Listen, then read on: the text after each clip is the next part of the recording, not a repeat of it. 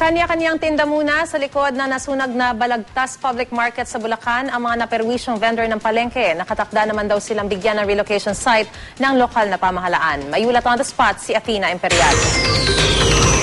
Athena!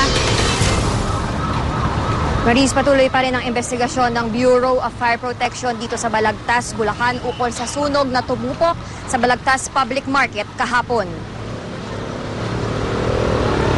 Inabutan ng GMA News ang ilang bumberong patuloy na inaapula ang maliliit na apoy mula sa mga nasusunog na combustible materials na naiwan sa natupok na palengke. Nakalap ng BFP ang switch ng electric fan na ayon sa witness na iwang bukas sa loob ng money changer kung saan umano nagsimula ang sunog.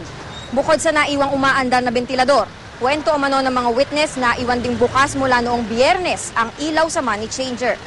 Ayon sa inisyal na investigasyon ng BFP, mabilis na kumalat ang apoy dahil highly combustible ang insulator na ginamit na kisame ng money changer. Dagdag dito, mabilis din daw masunog ang mga produktong tinda ng mga kalapit na tindahan ng money changer. Sa naganap na sunog, isang volunteer ang nahimatay. Nagtamo naman ng first-degree burn ang isang bumbero, maging ang may-ari ng money changer. Sa ngayon, ang mga tinderang nawala ng pwesto sa palengke dahil sa sunog, kanya-kanyang tinda muna sa likod ng palengke. I-relocate naman daw ang mga apektadong tindera ayon sa lokal na pamahalaan ng Balagtas.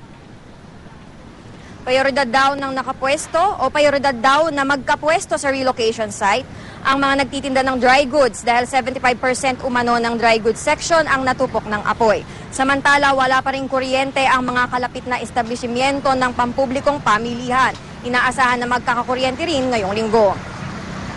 Sa ngayon po, kumuha na po ng ebidensya na dadalhin sa fire arson na po laboratory sa national office po namin.